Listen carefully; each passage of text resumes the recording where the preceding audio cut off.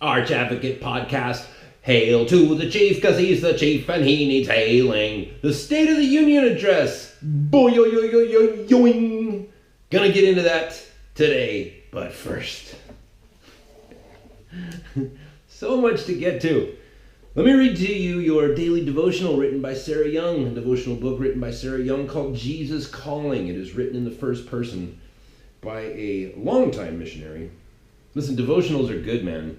It's how you start your day, how you set the tone for your day. It's as important as your footwear. You know, your footwear. I look at women that walk in high heels, and it's just like, I don't understand how you do that. That just looks painful to me. It just looks like pain. You're asking for pain.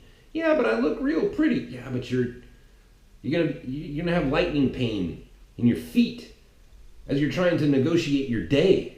That just looks terrible. What you put on your feet is important. It's like, getting ready for the day, man, I guess is what I'm trying to say. February 6th, come to me and rest. I am all around you to bless and restore. Breathe me in with each breath. The way just ahead of you is very steep. Slow down and cling tightly to my hand. I am teaching you a difficult lesson. A lesson that is only learned by hardship. Lift up empty hands of faith to receive my precious presence. Light, life, joy, and peace flow freely through this gift. And when your focus turns away from me, you grasp for other things.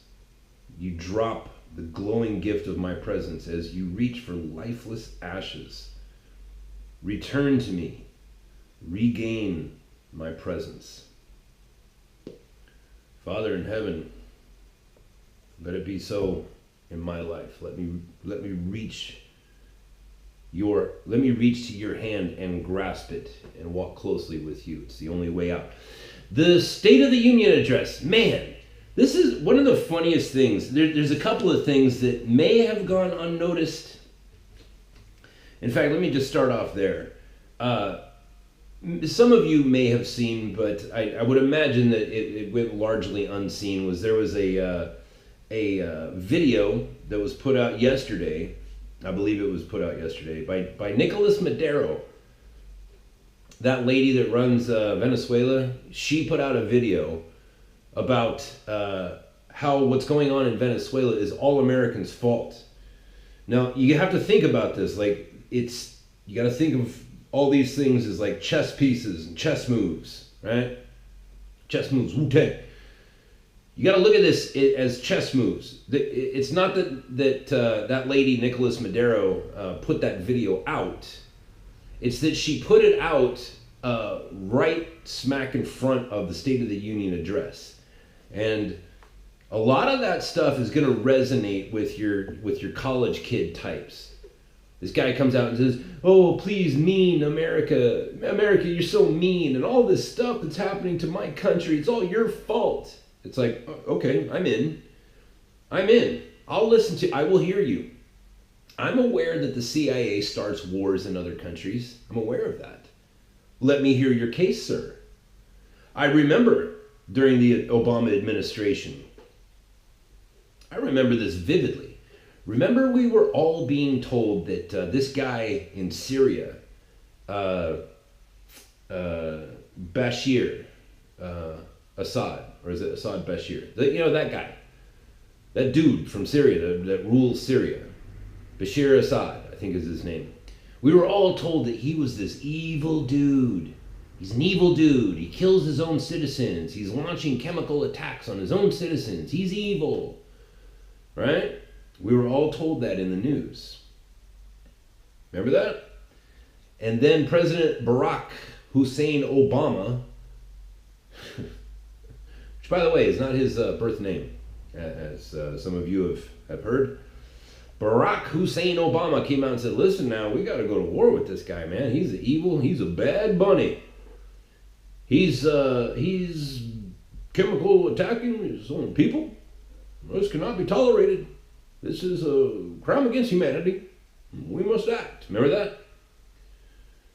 he said that he was attacking his people with chemical weapons. And so what Assad did was he went on YouTube and he addressed the American people. And he said, hey, Americans, listen, your news is telling you one thing. But unless you've been here and seen it for yourself, I recommend you be slow to judgment. There's a good chance that you're being hoodwinked again. Do you guys remember the last time your president told you that they needed to invade a country because they had chemical weapons, and that they were using chemical weapons? Do you remember the last time that happened, American people? Remember that? How did that work out? Did you find those chemical weapons? Was it a quick fix? Did you just go in, take out the chemical weapons, and then leave? And he reminded the American people, you went to war and you are still at war with a country that had nothing to do with 9/11. That was all the Saudis. And instead of attacking Saudi Arabia, you attacked Iraq because there were chemical weapons, and that's what your government sold you on. And now they're trying to sell it to you again. So just think to yourselves, American people, are you sure this is what you want? Are you sure you want to believe CNN, Fox News, MSNBC? Are you sure you want to believe your president, Barack Hussein Obama? Because if you do, it's going to cost you American lives and American treasure. And that was it. Guess what? Old Barry, the sausage hound, that, the president of the United States that is still to this day married to a dude who dresses up like Satan. He backed off. I remember that broadcast. I don't know if you guys saw it, but I remember seeing that. I was like, it was vivid. I was like, oh, okay, all right. You've made a compelling argument, sir.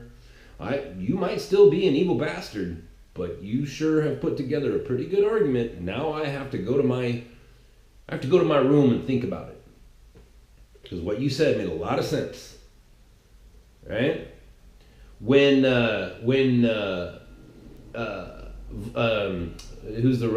Vladimir Putin, when he invaded Crimea, right? He went in and was, he started a war with, what's their names? But it's Crimea.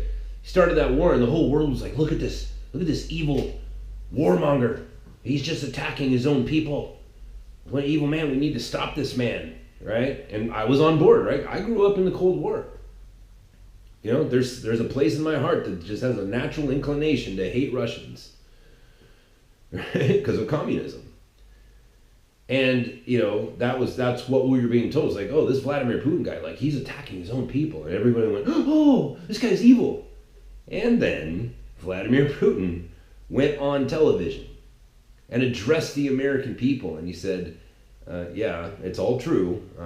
I did invade a group of people that are trying to be sovereign, to have their own sovereign country, which up until this point I was allowing, and now I'm not going to allow that anymore, and they're not happy about it, so there's a fight. But the reason why I did this was because your president, Barack Hussein Obama, took nuclear weapons out of the Middle East and he put them in Romania. And then he had the balls to tell us that the reason he was putting nuclear weapons in Romania was to protect Israel.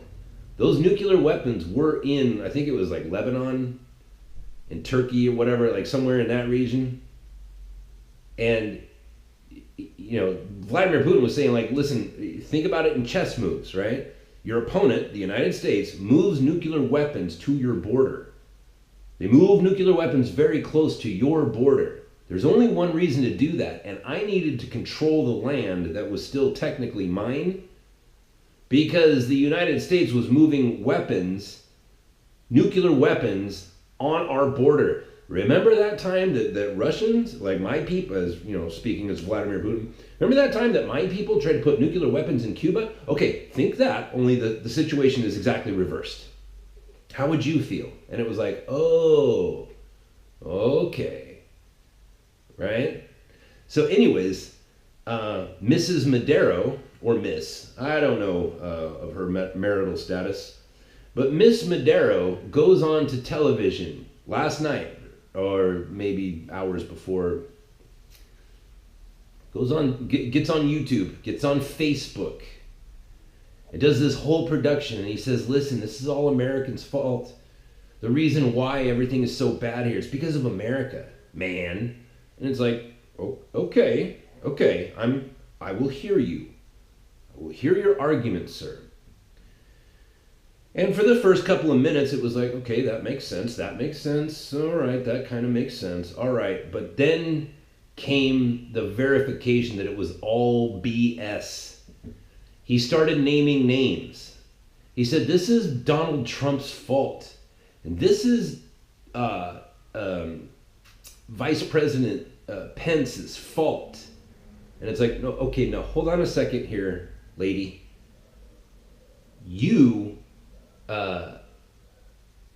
Those people weren't even in power when you started taking away your citizens' right to arm themselves. When you started confiscating all the guns, Mike Pence did not make you take away your citizens' guns.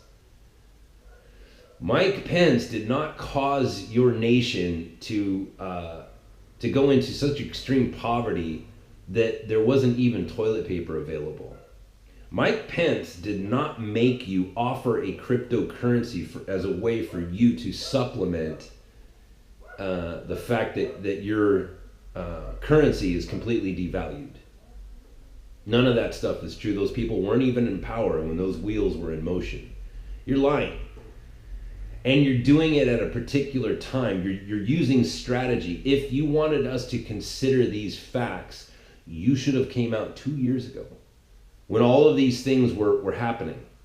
You should have came out then and said, hey, listen, there's this policy. And then you should have named it by name and said, this policy of Donald Trump, this is really screwing our people. Hey, American people, please, it's this particular policy. But he didn't do that. What he did was he just said, hey, everything is bad, and so it's the rich people's fault, just like every socialist always does. That's what Ocasio-Cortez says and Bernie Sanders say. It ain't your fault, man. It's the rich people. Ooh, these evil rich people. It's their fault. So listen, I don't want to be too harsh in my judgment, so I would like to extend an olive branch by telling all of you, here is how you can support Miss Nicolas Madero and his cause. Go on to Amazon.com and pick up a copy of the book Extreme Ownership by Jocko Willink and mail it to the office of one Miss Nicolas Madero, Caracas, Venezuela. Send him a copy of that book, Extreme Ownership. When things are bad, people, you take ownership. You don't blame other people. You take ownership. What did I do wrong in this situation? There wasn't a stitch in that little mealy-mouthed, blame-shifting speech that Miss Madero made. There wasn't a single stitch in here. It's like, okay, here's where I screwed up. Not a stitch of it. Maybe it was a bad idea that as my people who are now on average 30 pounds lighter, maybe it was a bad idea to go on TV and have Salt Bae, the world's most famous barbecuist. Is that a word? Maybe I shouldn't have gone on TV and shown everybody that I was having the most expensive meat chef in the world serve me dinner. Maybe that was a bad idea. Maybe as my people were starving, I shouldn't have literally opened up the drawer on my version of the Resolute desk and pull out a taco and eat it in front of everybody. Extreme ownership, people. None of it. There was no owning his own mess. And this is the problem with politicians. They don't like to own it. You screwed up, you own it. I think that's about enough of old Lady Madero there. Anyways, if you want to support the Venezuelan people and help Miss Nicolas Madero out, buy a copy of Extreme Ownership by Jocko Willink and send it to him. And if he reads it, it'll all make sense to him. He'll be like, oh no, this is all actually my fault. I am the father of this nation, right? I am the current leader, father, head of household of this entire nation. Anything that goes wrong here is my fault. Anything that goes right in here, I get to claim the victory and receive the glory. That's the beautiful benefit of extreme ownership. Everything is my fault, and then you have the right. When things go correctly, things start going your way, you get to say, the reason these things are going my way is because I own my own garbage when it happens. What a piece of crap. Anyways, is it weird that I'm horny over the State of the Union address? Beautiful. It was beautiful. It was a charge. Like, here's Donald Trump, and he's saying, listen, unemployment for black, brown, and yellow people has never in the history of our nation been lower. And people stood on their feet and chanted, USA, USA, USA. Man, I got a little tingly in my tingly parts over that. Yeah. And here's the horrific part of that is that there's a lot of people, I don't believe a majority, there's a lot of people that when they hear that news, they hate it. When Donald Trump says black people have never been in the workforce to the number that they're at right now, and Mexican people, and Chinese people, never before have so many of the minority groups of people been employed. This has never happened before. Never, ever, ever. Except in my administration. There's people that hate that. They hate the fact that black people are working. And at the same time, they'll say, we are the champions of the black people. It's bizarre. And people can see right through it. Like if your eyes are open, you can see right through it. It's like, wait a minute. You're angry that black people are at work. Donald Trump announced that the people that are receiving food stamps, that 5 million people, which is a lot of people, right? It's, what is that? It's like 2% of America, whatever that math works out, 1.8, whatever that would be. These people have lifted themselves, they have elevated themselves off of a poisonous tit. And the Democrats hate that. They hate to hear that people are standing on their own and being productive on their own. They hate it. Now, of course, it's not all Democrats. Owen Benjamin on Prager University, he did a video for Prager University, and he made a really powerful point. That it used to be in America that there would be liberals and conservatives.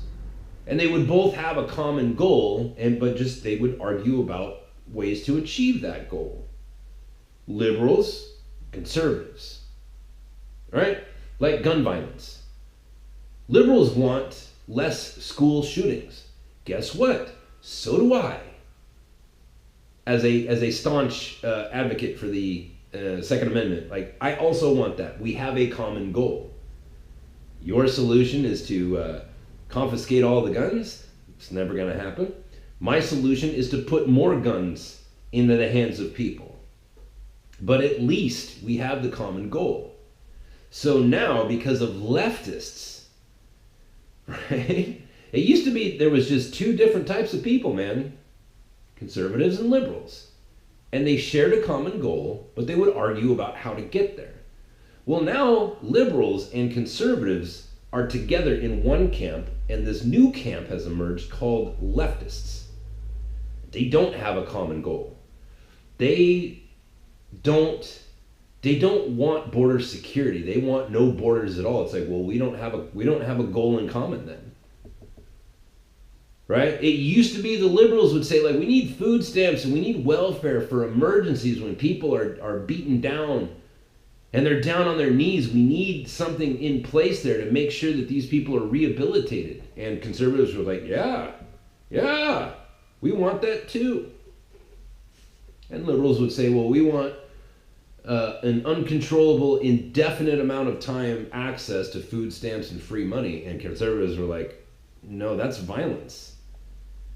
To do that would be prosecuting violence on the poor. We don't want to do that. But at least the goal was in common. It was like, listen, when a woman loses her husband, or when a man gets into a car accident and loses the use of his legs or arms or both. When a manufacturing plant goes down and everybody in an entire town loses their job and there's no money. We need something in place. It's called welfare. We need something in place for those people. And conservatives are like, everybody should have a stash of money. Every home should have a emergency fund for when things go horribly wrong. Everybody should. Everybody should have insurance.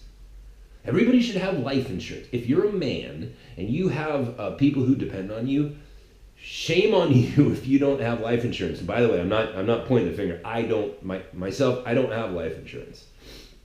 I need to get it, but you need it. You need it because you might die, and then your family needs money. You know what I mean? Like, something has to be there, so we would have that common goal. But now there's this new category of people called leftists. And they don't share a common goal. They just say rich people are evil and they owe money to poor people. We should just force them to give money. And liberals and conservatives are like, whoa, no. So liberals and conservatives are now in the same camp, and it's leftists. And how do you identify these people? Well, when you take somebody like Nancy Pelosi and Chuck Schumer and all these people who, during the Obama administration and during the Clinton administration, all voted for a structure on our southern border to assist Border Patrol, and I don't think ICE was around back then, but to assist those people. They all voted for it. And now they don't vote for it. And why? Because of emotional ideology. They just hate the president and they don't want to give him nothing. Yes, I'm aware of the improper usage of the word nothing. They don't want to give nothing.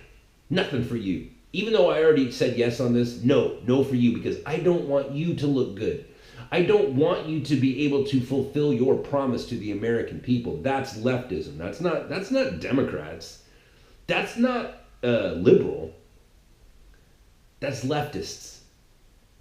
And the person that is third in line for the presidency of the United States, God forbid something happens to the president and the vice president, that lady becomes president. You want her running the nation? She's a leftist. She's not a liberal. She's a leftist.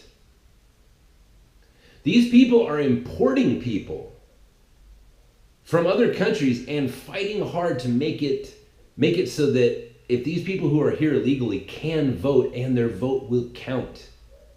Why do you think that is? Why do you think that is? Oh, because we need to be fair to people. No, we don't. No, we don't. If by fair you mean equal, no, you're not equal. You're not a U.S. citizen. You're not equal to me. You're not equal to me. It's like if I came to your country and tried to vote, I'm not equal to you. I don't have the same rights as you do. Right? Obviously, my rights are stronger and better where I come from, but I can't come to your country and just start voting. These guys were talking about, in the State of the Union address, there was a point where Donald Trump mentioned there's more women in Congress now than ever before. It's 55%. It's well, I guess that's good, but what does that have to do with anything, Mr. President? I don't understand are they 50, is it 55% Maxine Waters people? She's a woman. Is that a good thing that she's, a congressperson? I don't think so. I don't think that's good. Oh, but she's a woman. She's incompetent. I don't care what your gender is. I care if you can get the job done. We just elected, there's a Somalian migrant who is now sitting in Congress. She's from Somalia and she hates America and she wants Sharia law. She wants to be beaten by her husband legally. She wants gay people to be thrown off of rooftops and murdered for being gay. She wants to make it so that people can legally kill other people for insulting their prophet. That's what she wants. And she comes from a nation that has a national average IQ that is literally lower than Coco, the world's smartest monkey. You say, oh, Pete, that's racist. Maybe it is, but it's also a fact. Coco, the ape, or the chimpanzee, had an IQ that was somewhere between 70 and 95, depending on who you talk to, but it's somewhere in that range. Somalia has a national average IQ of 68. All right, so just starting off from that what's the word I'm looking for? Starting off from there, things aren't looking very good, right? You've got her and that evil-faced woman, the other Muslim lady, who, the Emmer Effer lady. She goes on TV and calls the president of the United States a mother effer. Like, lady, you're a congresswoman now. A little decorum, please. Nobody ever called Barack Obama an Emmer Effer. Nobody ever called him the N-word. Nobody, you know what I mean? I mean, I'm sure hillbillies did, but it's like your colleagues didn't do that. Senators and congresspeople didn't do that. Judges didn't do that. You're a congressperson and now you're doing that?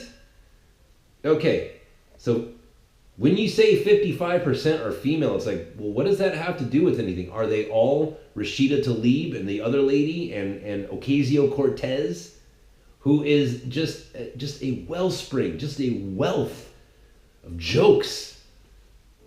She just keeps churning out the hits. She's a national embarrassment. I mean, she's kind of cute, but she's a national embarrassment.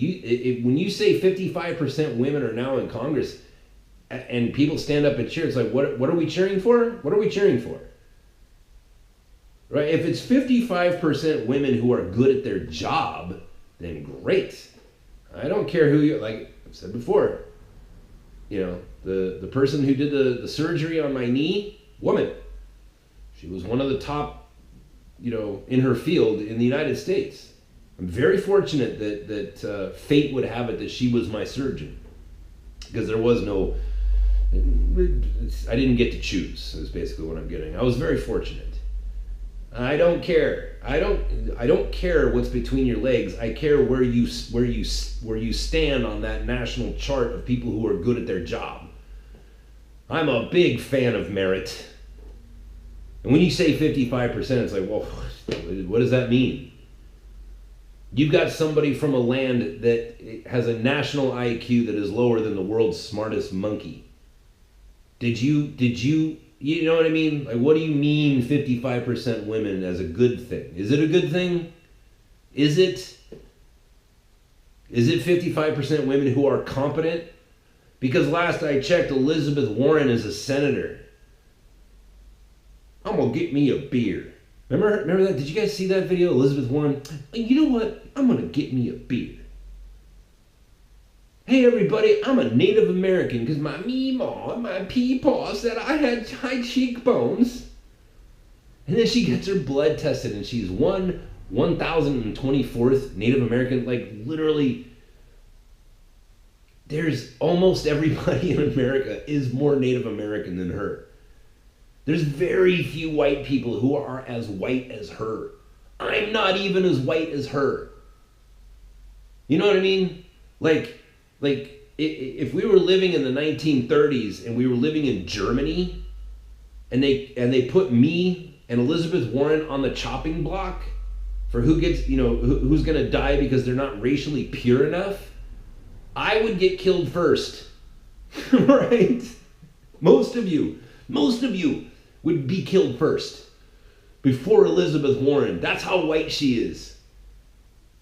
Adolf Hitler would be like, this lady's legit. This lady is a descendant from the Caucasus Mountains, baby. Let's keep her. She's white. 55% of people like her, right? 55% of people like, what's her name? Maxine Waters, who goes on TV. It says, get in their faces. If you see them out in town, you get in their faces. And what did people do? They went out and got in people's faces. And now people are going to jail because of that, because it's against the law. It's against the law to assault somebody. And listen, I know there's a lot of good women in Congress and in this, well, not a lot, because there's just not a lot of people. But I'm sure out of those 55% of the 100 senators who are women, and the however many 400 whatever there are of Congress people, I'm sure of all the people who are women, there's some good ones in there, but that stat means nothing to me, Mr. President. But I'll tell you what the stat that does mean something to me does. When he brought up the fact that in San Diego we put up a wall and illegal border crossings overnight became almost non-existent. And now listen, this is something that is, again, liberals, leftists, and Republicans or conservatives. It's a big difference. I've told you guys this before, like up until just a couple of years ago, people would consider me a bedwetting liberal. Right? Because there's issues where it's like, yeah, listen, I don't understand why we still have marijuana being illegal. And by marijuana, I don't mean marijuana, I mean cannabis. Cannabis sativa, cannabis whatever. The female and male component of the cannabis plant. I don't understand why this is still illegal, and I certainly don't understand why people are still going to prison over this. This is a disgusting waste of money. It costs like $70,000 a year to keep somebody in prison. Why am I spending $70,000 on a guy because he had an illegal amount of marijuana? That doesn't seem right to me. Why is it that we're still making paper out of trees instead of hemp? It's just like free money. You can just plant these seeds in the ground and just money grows. You know that old joke like, hey, money doesn't grow on trees. Yes, it does. It's called hemp. It's money. And it just grows for free. And it grows uncontrollably. It's a weed. It's like dandelions, man. It just doesn't stop. And you can make, there's over 50,000 or 500,000. There's like over 500,000 industrial uses that can be made out of hemp. I don't know. And I say that to Christian people who are like, you're a liberal. It's like, okay, I guess I'm a liberal then. Right? That whole thing about, I would say jokingly, but kind of I wasn't. I would tell people, back in the days before gay marriage was a thing, but the debate was really a big thing in America.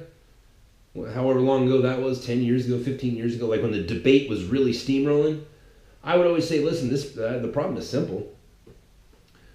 Problem is simple. Right? These people want the right to, be with their boyfriend as they're dying of AIDS in a hospital, and they want the right to put their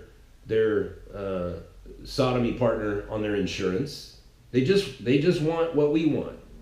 Same things we want: insurance, tax breaks, the right to be there when somebody's dying. That whole thing. We want those things. It's like, okay, and at the same time, in normal people marriages, right? People whose marriages result in life instead of blood and disease and poop. In people's relationships that result in life perpetuating, the divorce rate is like over 50% last time I checked. So I've got the solution, man. Fixes everything, right? Let gay people marry whoever they want. Let everybody marry whoever they want. If you want to, if you're a Mormon and you want to have 10 wives, off you go. It's your right to do that. You want to marry your horse? Go ahead, do that. You want to marry your sister? Well, it's kind of gross, but I'll tell you what, you go ahead, you do that. You do you. Take off any restrictions off of marriage and just prohibit divorce. Fixes everything. You think gay people are going to get married if divorce is prohibited? And I would say that jokingly, but somewhat like not jokingly to Christian people, and they'd be like, you're a liberal. Okay, well, I'm a liberal. I guess I'm a liberal then. Because you people are bickering. You're saying, oh, this is a sacred thing. Christian people saying, well, this is a sacred thing. It's like, well, then why are you divorced if it's so sacred? If it's so sacred, why don't you hold it sacred? That was the ultimate point of what I was trying to. I don't give a crap. Like, I don't want gay people to get married because you're not equal to me. At no point will you ever create life. You are not equal to me. I create life. I shoot white suns out. Strong, healthy, white men. That's what comes out of me. You're not equal to me. The only thing that comes out of you is blood, some other stuff, and poop and disease. You're not equal to me. I didn't care about that. What I cared about was the divorce rate amongst Christian people. Don't get divorced is what I was trying to say. And people would say, well, you're a liberal. I guess I'm a liberal. Right? I mean, people would say I was conservative on the gun thing because it's like, no, I think people should be forced to own weapons. Oh, that's very conservative. No, it's very liberal. The government forcing anybody to do anything is a liberal point of view. It's almost progressive, but it's gun violence. No, I'm talking about the government forcing everybody to own firearms and carry firearms and be proficient and trained in firearms, and it all be subsidized by tax dollars.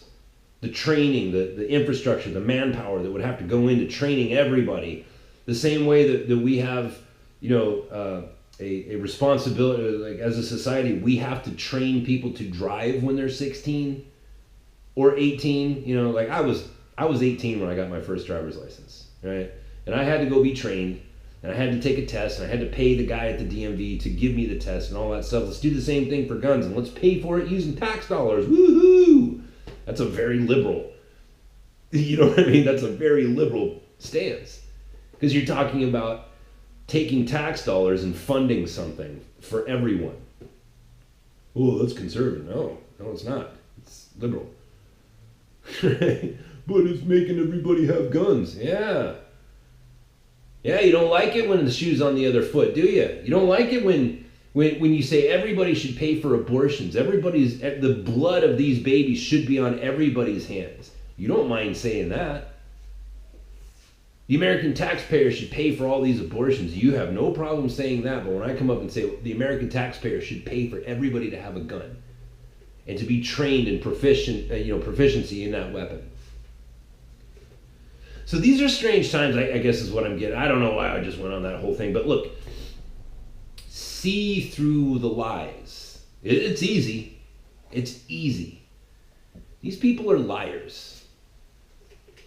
Nancy Pelosi doesn't give a crap whether there's a border wall or not. Is that my son? Caleb. Hi, buddy. What are you doing?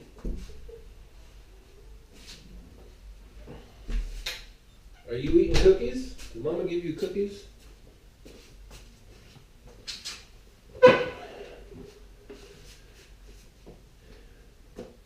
She doesn't give a crap about a border wall, yo. She doesn't care if it's there or not. She doesn't care if it gets built. She doesn't care if it doesn't get built. What she cares about is making it so that the President of the United States cannot make good on his promises. She wants the President of the United States to fail.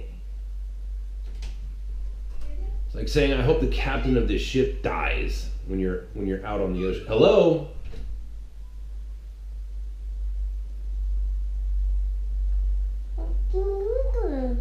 You know what I mean? Like you're this Caleb, by the way. Hello, Caleb. Hello, Caleb. That's right. Daddy's doing a podcast. She wants the captain of the ship to fail. Like, listen, I never liked Barack Obama, but I never wanted him to fail. You know what I mean? I never wanted his policy to fail. As bad as an idea as everybody knew, the Affordable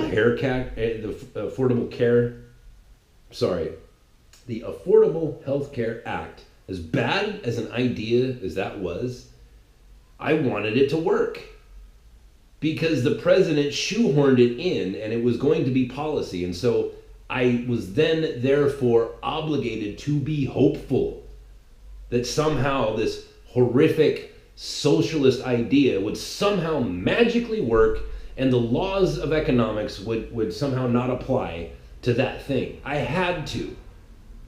Because what's good for my country is good for me. What's bad for my country is bad for me. And so I have to be hopeful. That's what it means to be an American.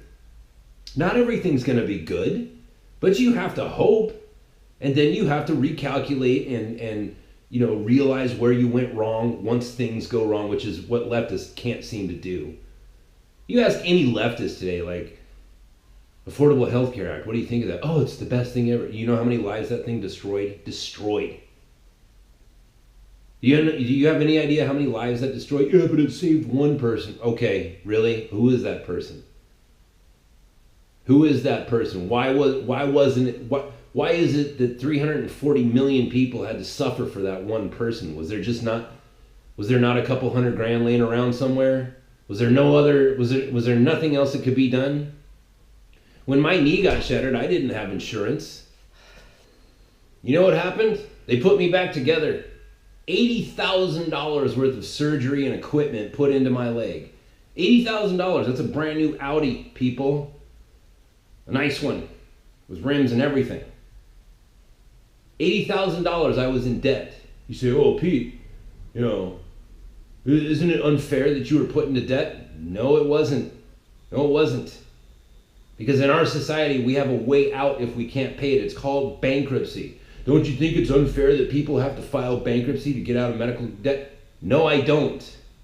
Because the company that I owe the money to, in this case the hospital, they're made whole. They get tax breaks for that. When they tender that letter that says, hey, this $80,000 here, we lost this money. They get tax breaks. And I get forgiven of the debt and don't have to go off into debtor's prison. Is it the best way possible? No, but it's a hell of a lot better than saying everybody in America has to now work their asses off for people who don't have any insurance, don't have any interest in getting a job and paying for their own insurance, and who go to the hospital every time they sneeze. You know what I mean? It's I don't know where I was going with that because I'm sorry, my son came in the room and I had to address that. But you have to hope for your country, and these people don't hope for their country. Chuck Schumer, Nancy Pelosi, Bernie Sanders, these last three women who are always in the news now because now they're Congress people. There's no spotlight on the veterans. There's no spotlight on the other women who are conservative. It's just on these three dingbats, these three harpies.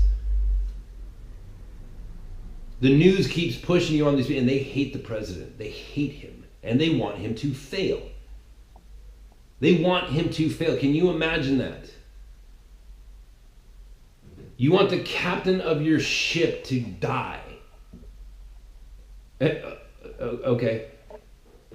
Right, that's who these people are. So yeah, State of the Union, man. Nicolas Maduro, send him a copy today. If you want to support Venezuela, send Mrs. Nicolas Maduro a copy of Extreme Ownership written by Jocko Willink. Maybe they'll get fixed. Maybe send Nancy Pelosi a copy of Extreme Ownership and Chuck Schumer and these other communist bastards like Bernie Sanders, who is a communist. We saw him hanging out in the USSR, not Russia, the Soviet Union. Hanging out with the Russians, naked, singing songs like a big gay commie festival. These people hate America. They hate the president. They hate the captain of the ship. Isn't that weird? Don't you find that weird? And so I'm very happy that, Donald Trump, in not so many words, said, hey, Bernie Sanders, we're not going to turn America into a socialist crap hole, no matter how bad you want it. Sucker. So yes, support America. Buy the copy of Extreme Ownership by Jocko Willink and send a copy to Nancy Pelosi, Chuck Schumer, Bernie Sanders, these two Muslim ladies, Ocasio-Cortez, and all of their ilk. The new, Senator Gillibrand, that one senator, from Arizona, who stole. God, we got to get this country under control. Who kept recounting the votes until magically they found a whole warehouse full of votes just for her. That happened, by the way. That happened right in front of us, and nobody said anything. What a bizarre tale. Anyways, that's the show for today. Support the show by going on to paypal.me/archadvocate. Paypal.me/archadvocate. If you want to support the show, I would certainly appreciate it. Hey, for you people who were previously on Patreon and are no longer, remember, the month just turned over, so help a brother out, yo. Thanks for all the support. If you would, this is huge, people. People don't understand how big of a thing this is. Like, if you go to a restaurant and say you get some just a wonderful barbecue brisket sandwich, and it's the best sandwich that you ever had, wouldn't you want other people to enjoy that sandwich? Right? Well, the way you do that is you go back to your work and you're like, dude, I just had the best sandwich in my life. There's a little place in San Diego called Antonelli's. It's in my neighborhood, El Cajon. Little town called El Cajon in San Diego. A little place called Antonelli's. Hardly anybody knows about it. And they make their own bread, and it's wonderful. And the sandwiches are incredible. Now, the people who do know about it is the reason why at lunchtime there's a line around the corner. It's this little tiny shop, maybe 6 or 7 people can even fit in the kitchen to make the sandwiches. But they're wonderful. And there's a line around the corner every single day because there's only probably 2,000 or 3,000 people who even know about that place. And every single one of them shows up for lunch on weekdays. It's a really great place. That's what keeps the owners of that business in diamonds and furs. It's because the people in the know, they go to their friends and they're like, dude, you need to eat lunch at Antonelli's. You need to trust me on this. Just trust me once. Eat a sandwich. Yeah, it's a little expensive, but boy, is it worth it. Same thing with podcasts. Same thing with anything you like. Share it with your friends. Very important. Very, very, very important. And also money. Arch Advocate. That's paypal.me/archadvocate. And if you just want to see the link, you can go on to archadvocate.com and click on it there. Don't click on the Patreon link. I'm sorry that is still up. My life has been, I've been moving for the last couple of weeks and getting reorganized, and I have to go into my website, rebuild it, take down the Patreon. Don't do the Patreon thing. I'm setting up the other thing. I can't remember what that's called. Here, let me look it up. Subscribestar. Right? They just wrote me a letter. In order to approve your file, we would like to find out a bit more about the nature of the content you are going to post in the future. That would be helpful if added in a few words, feature section. Anyways, I have to set up Subscribestar. Sorry about that, guys. You know me, man. Technology. Me and technology are not friends. Arch Advocate. PayPal.me/archadvocate. Send some dough. Share it with your friends. God bless America, people. God bless America. USA. USA. USA.